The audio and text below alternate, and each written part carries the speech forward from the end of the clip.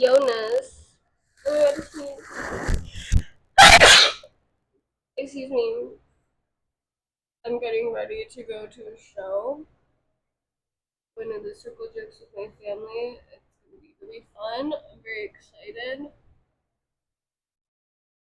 Oh my god.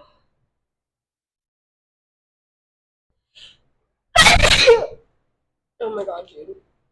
I've been having like a semi-ongoing allergy attack for almost a day now. And I'm getting over a cold or some sort of illness that I acquired as a souvenir from Bishop. I went to Bishop. Oh, I need to do my nose. This is so gross. I went to Bishop with my man, and then his bros were climbing. Excuse me. That was really fun. It was beautiful. Unfortunately, like a little hazy from the local fires, but we've had a really mellow fire season this year, so there's nothing too crazy. My highlight of the trip was going into this lake called Convict Lake. Our buddy told us that he'd been there as a child and recommended it, and oh my god, it was fucking beautiful. And I got to swim in the water, and it was so cold, and I have like almost 90% certainty that that's what got me sick because I was cold for a really long time. But it was worth it. I would get sick to swim in Convict Lake again. Um, so yeah, that was really cool. I didn't like do any climbs. I tried some climbs, but my finger was, or not my finger, my skin was too baby to actually like send, which is a little lame, but whatever. Um,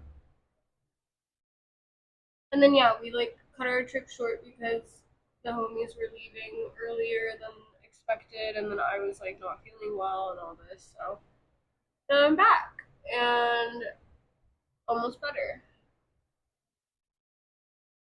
Ugh. I started watching The Sopranos with my boyfriend. I like the show.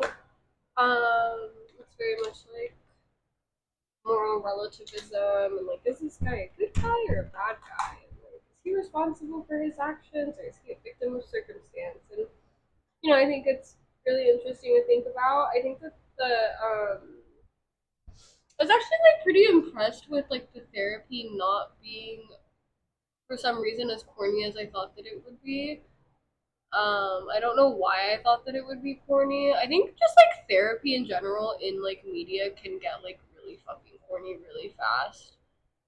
Because it honestly most of the time just sounds like the script writers or the storytellers like want you to take a certain perspective but then deliver it through the dialogue of the therapist instead of like making it apparent in the story. I don't know if that's like I don't watch tons of TV, so I don't know if this is like common or if it's just in what I've seen. But I've just always had this like stereotype that like therapy in media is or portrayals of therapy in media are corny. I don't think that it's actually that corny in The Sopranos. There are like some things like your subconscious is trying to tell you something. Like I don't think that maybe therapists of today would be saying stuff like that, but at the same time, I don't know anything about what the therapists in the 90s were saying because I was but un bebe, so like maybe it was really accurate. I have no clue. All the actors are so fucking good in that show. Oh my god. No, did I get mascara on my eyeshadow? Whatever. Okay. But yeah. What else? Well, I'm gonna go see the Circle Jerks, and really, the punk rock sentiment seems to never get old because the government just fucking blows, dude. And the US fucking oh my god. I like logged onto Instagram for 12 hours or something. Like I downloaded it again last night just to see what was popping with the homies and shit and then what happens, all my fucking like news feeds that I follow are just Israel this, Gaza that, Trump this, Trump that, Charlie Kirk. It's like, but we're straight up just being like rage baited by like media. And you know who profits off that is like Instagram and shit. Fucking Zuck. Because the more that we spend our time looking at our phones with our attention focused on the screen, the more they can sell to us. Oh my god, it's so bad. So I got rid of it because I didn't like get rid of my Instagram, like delete it, but I just took it off my phone because I was like, dude, I'm being fucking poisoned right now, and I'm like privy to this knowledge, and I'm still putting myself in a position where I am actively getting poisoned and like kind of enjoying it because it's also addictive. And now I'm here making a video for all my loyal followers. Um, yeah. I don't know, man. Shit's pretty rough. I really, really want to get out of the United States. I think that this country is like really going through some horrible shit right now, like the rise of fascism. And I genuinely think that trying to like make the argument of, oh, well, shit has been bad in the past isn't actually helping fucking anyone. Like, of course shit has been bad in the past. That doesn't, like, people are like, oh, well, like, you know, in generations before people suffered political blah, blah, blah as well. And it's like, yeah, but you need to understand that we live in a different age, an age where AI can, like, literally change the minds of, like, millions of people if it's just saying the type of shit that you want to hear and convincing enough. Like, it's like a super weapon. It's so easy to manipulate people using artificial intelligence. And also it's easy to like gather information about people because we live in the information age and there's like a fucking data file about you somewhere in the government. Like guaranteed. Are you a low threat? Low level threat, high level threat? What are your political values and your beliefs? Yada yada yada. Like it's so fucking scary. And this is why I don't want to have children. I mean, yeah. But at least I look cute. Is it giving? I should probably put on foundation. I use this BB cream, SPF 50, bitch. You see that? Whatever. It's from Japan. Honestly, Asian skincare is so sick. My mom bought me like how many more? Like three more of these from Japan when she just came back. Thank God. Thank you, mommy. I also love this stuff because I don't have to use a fuck ass beauty blender or like a foundation brush. And I know that this sounds like, well, okay, hold on. Before I start making disclaimers, let me say what I want to say. I don't believe in the beauty blenders and I don't believe in the foundation brushes for my needs. Okay, like if you're a professional makeup artist or you're trying to do like a whole fucking beat, like of course you need your beauty blender, you need your foundation brush, whatever. But like I'm just trying to get like really sheer coverage on my face, kind of like sunscreen. And this stuff is tinted, so I'm gonna use my fingers, and I love that I can use my fingers because this just makes me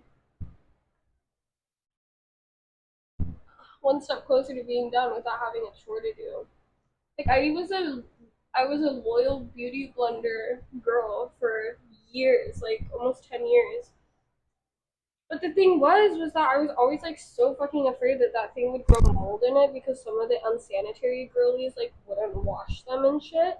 So like every time that I did my makeup, I had like a whole fucking saga of like washing the beauty blender until the water ran clear. And like I don't know if you've done that before, but that takes so long. And I was doing that every time that I did my makeup, which is like way too much fucking work. Now I can just wash my hands. So yeah. Also, had I not done this, then I wouldn't have had sunscreen on, which would have been like not good. So glad that I am putting on I feel like it's like pretty full coverage. Well, it's not like full coverage, but it's like I feel like it makes a difference. Like my skin definitely looks better with this stuff on. And then I guess I'll use my actual sunscreen for the rest of this, but I'm torn. I don't know what to do about my lips. Maybe this. Neutral. This old ass pencil sharpener from like probably the 90s. I think that this was my mom's. Actually, I think that both of my sharpeners that I have are my mom's. I have another one that is probably gonna work better. Dude, this thing is fire. This has one, two, three, four sized holes for all of your liner needs. The blade is still sharp. Also, the blades are like screw in, so it looks like if you really wanted to, you could replace the blades. What happened to that? Replaceable things instead of everything disposable. Okay, that's cute. Be a little overline. That never hurt anybody. One thing that I'm really worried about with aging is that my lips, and I think that fuck, oh, I think that it's already beginning to happen, but I'm not very sensitive to it. I haven't really noticed is that my lips will deflate. Actually, I will just deflate in general because my collagen production will go down. And yeah, that kind of concerns me because I'm accustomed to seeing myself look a certain way, and that certain way that I look is going to go through a lot of changes in the next lifetime of mine that I have. And I think that it's like totally normal to be worried about that. What I don't think is totally normal is to try to stop that process from happening because it's gonna happen anyway. I think it's normal to like ease the process in the sense that like I don't know, you could wear SPF and stay out of the sun so that your skin doesn't like age like leather and stuff. I think that those are within reason, but I don't know that I'm gonna be like having multiple facelifts. Um, also probably not gonna be like rich enough to do that in this lifetime. Um, so yeah, I think that that's like the abnormal thing that I'm talking about. Okay, now that my lips are lined, I'm done. Just kidding. I don't think that this is a very flattering look for me. Just the lip liner. I don't know. I feel like some girls rock it, and like that's great, but I don't think that that girl is me. So let's go find. Yeah, this is like looking very unflattering right now.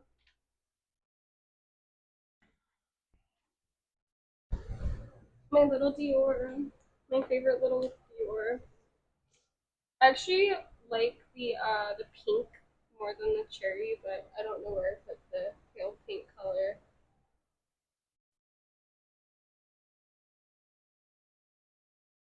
Also, the cherry is fun. It's like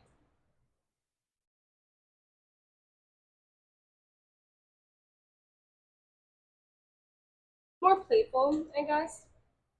The other one is more like subdued, maybe more innocent. I don't know.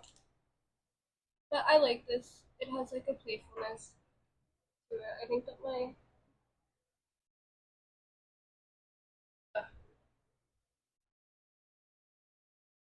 lip liner on top kind of like went away. Here we go. Okay. I am ready for the show. Okay, I'm feeling it.